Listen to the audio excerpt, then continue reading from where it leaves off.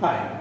The research made some interesting observation while having a meal or meal at home.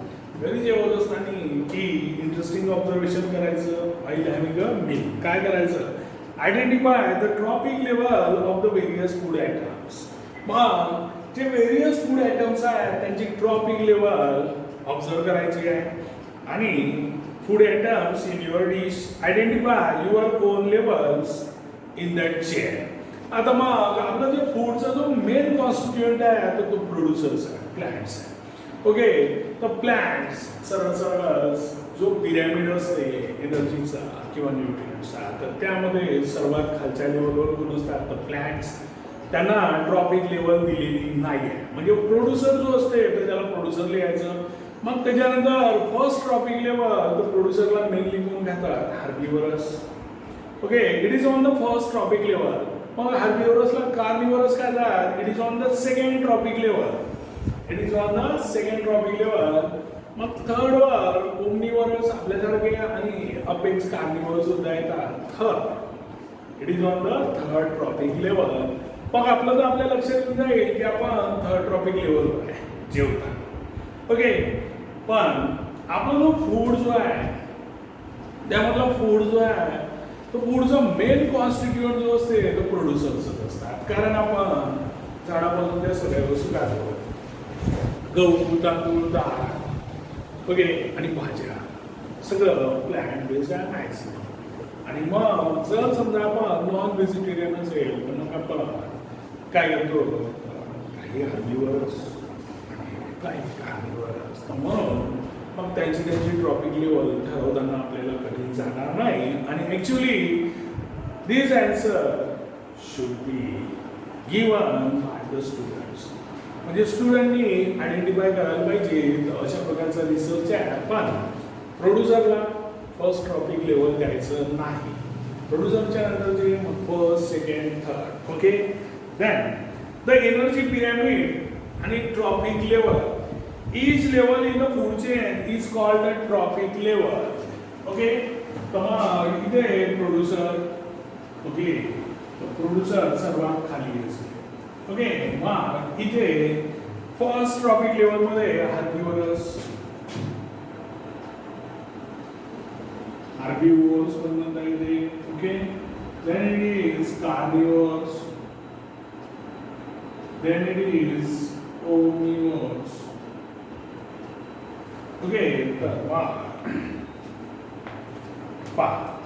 आता यांना प्रोड्युसरला trophic level म्हणायचं नाही कारण ते प्रोड्युसरचं आहे, त्याच्यावर तर सगळे काही डिपेंडंट आहे. So it is not the first trophic level, these are the producers. Producers मध्ये all producers in the ecosystem that is plants. मग यांना म्हणायचं प्रोड्युसर्स. इकडे सगळे प्लांट्स. मग हार्बिवरस प्रोड्युसरवर डिपेंड असतात. तर ही झाली आपली first trophic level. It is the first trophic level. Okay, then it is second, then it is third and so on. मग नंतर तर मग आता आपल्या पाहिल्यावर असं लक्षात येईल की फर्स्ट ट्रॉपिक लेवल प्लांट्स खातील, सेकंड वाले फर्स्टला खातील, थर्ड वाले ओमनिवरस बोथ. तर हार्बिवरसला पण खातील आणि प्लांट्सला पण खातील. तर अशा प्रकारचं अपेक्स कार्निवरस सुद्धा इथे जर ह्युमन बिंग्स आले तर मग ते थर्ड वरच येतील. ओके, आणि मग फोर्थ मध्ये बॅक्टेरिया, ऑल बॅक्टेरिया अँड काही पण तिथे डिकम्पोज करणारे बॅक्टेरिया असं. तर याच्यामधली ही जी ट्रॉपिक लेवल म्हणजे काय सांगते तर तो कोणत्या लेवलवर आपला फूड येते हे सांगते. म्हणजे फर्स्ट ट्रॉपिक लेवलवर असेल तर तो प्लॅन्ट पासून येईल, सेकंड फर्स्ट पासून येईल, थर्ड ओमनिवरस असेल तर तो प्रोड्युसर पासून पण येईल आणि फर्स्ट सेकंड पासून पण येईल. तर each level in the food chain is called as trophic level. Each level in the food chain is called as tropic level. मग प्रोड्युसर नंतरच्या सगळ्या मोडायच्या त्याला म्हणायचं प्रत्येक लेवलला एक ट्रॉपिक लेवल म्हणायचं आणि सिक्वेन्स वाईज जायचं. Okay, so each level in the food chain is called a trophic level. Okay, this is first, second, third. Producer धरायचा नाही. Then a trophic level is the step at which the organism obtain its food in the chain.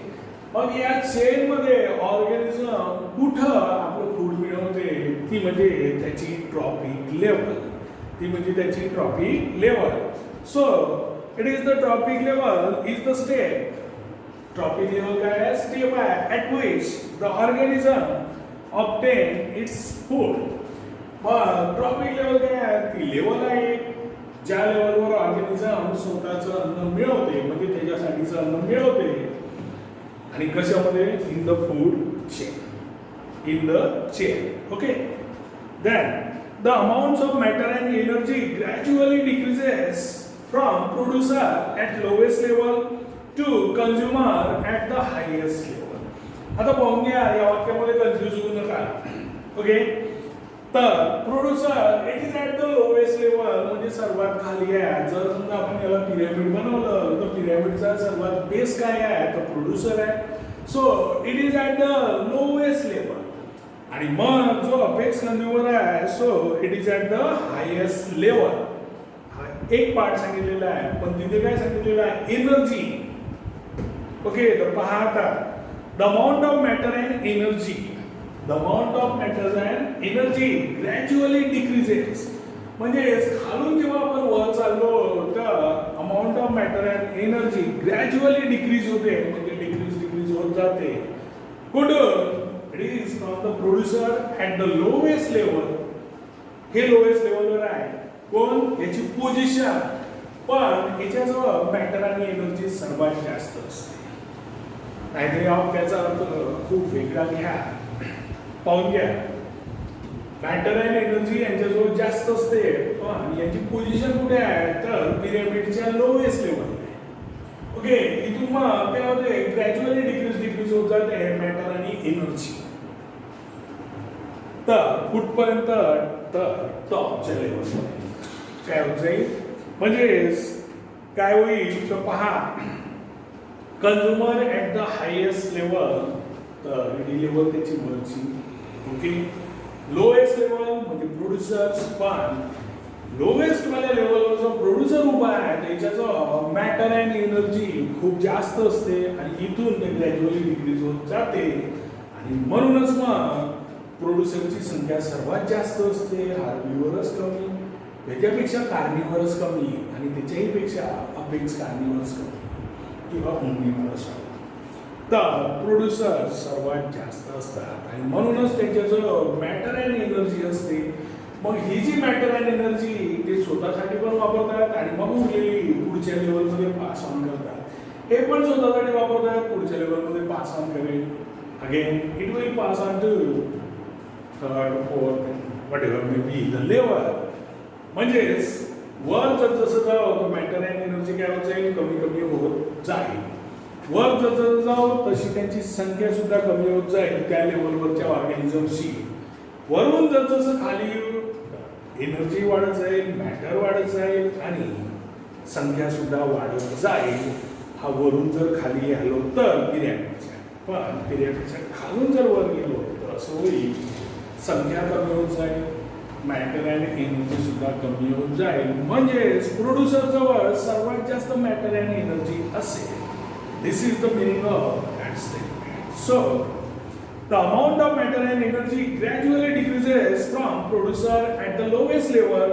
तर 7.3 मध्ये पहा सर्वात खालच्या लेवलवर म्हणजे lowest लेवलवर प्रोड्युसर्स बसलेले आहेत. ओके. अँड टू किंवा at lowest level to top consumers म्हणजे सर्वात वरचे ॲट द हायेस्ट लेवल वरच्या लेवलवर.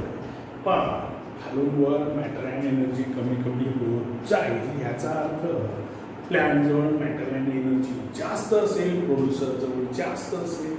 तो जर अपेक्स कार्निवरस असेल त्याच्याजवळ मॅटर अँड एनर्जी काय असेल? कमी कमी असेल. Okay. And introduction to scientist.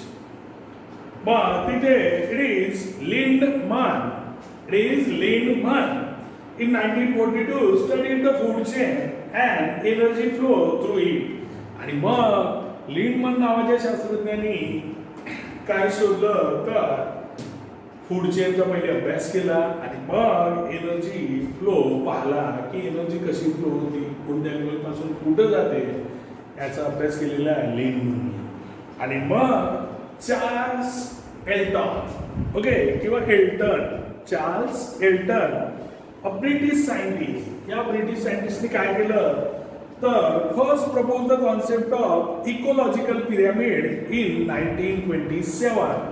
मग यांनी सर्वात पहिले सांगितलं की इकोलॉजिकल पिरॅमिड असते.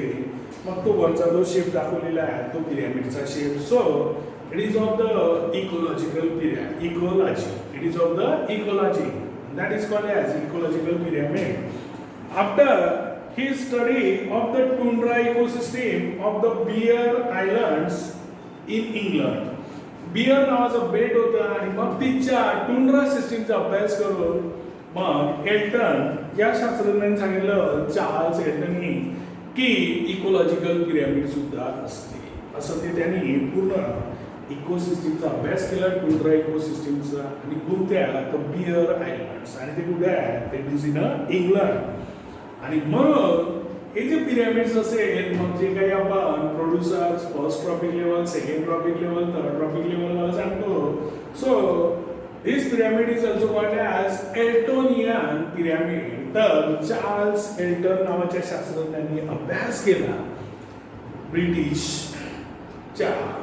ब्रिटिशमधल्या टुंड्रा इकोसिस्टीमचा. तर टुंड्रा इकोसिस्टीम पुढची तर बियर आयलँड्सवरची इंग्लंड. आणि मग त्यांनी हे इकोलॉजिकल पिरॅमिड असते असं सांगितलं. आणि म्हणून मग जे काही आपण पिरॅमिड्स पाहतो, these are called as Eltonian pyramids. These are called as Eltonian pyramids. So Charles Elton, a British scientist, first proposed the concept of the ecological pyramids in 1927. पण कधी केलं त्यांनी, म्हणजे कशाच्या नंतर केलं, after he study of the tundra ecosystem of the Bear Islands in England. And hence this pyramid is also called as Eltonian pyramid. So this is from the energy pyramid. I will stop here. Next time think about it, use your brain power and read more. Till then, bye.